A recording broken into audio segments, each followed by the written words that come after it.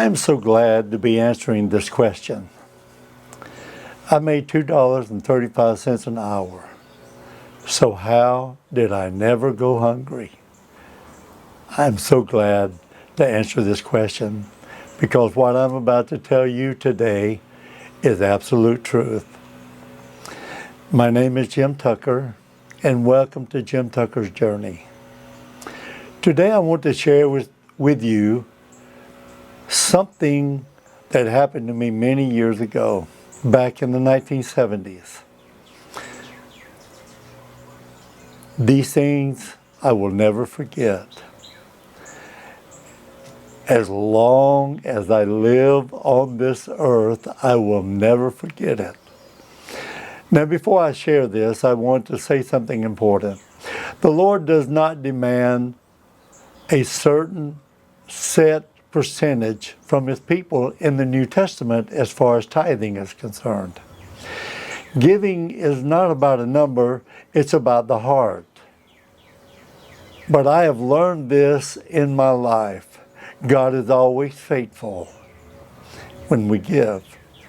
The Lord Jesus said in Luke chapter 6, verse 38, "Give, and it shall be given unto you, good measure, pressed down, shaken together, running over, shall men give into your bosom, for the same measure that you measure, withal shall that be measured to you again."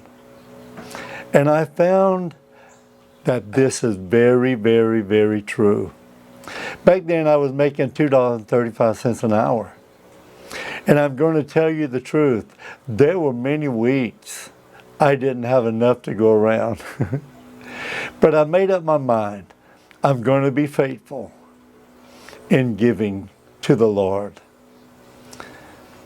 And the weeks that I came up short, the Lord Jesus would lay it upon the heart of this dear precious man in the church. His name was Carl King. Many times after service, he would come up to me and shake my hand and slip something into it. And he would always say, "Brother Jim, put that in your pocket. Don't look at it until you get home and don't tell anybody." He always said the same thing every time. And every time it was a $100 bill. Now think about that. That was more than I would make in a week's time. And I can't tell you how many times the Lord used this precious man to do this for me. I never told anyone about my situation, but my Jesus knew. And I want you to know today, if you're faithful, the Lord knows. And I want to tell you what it did for me. When God does something like this in your life, it will seal in your heart. You will never forget it. You don't have to wonder if God is real.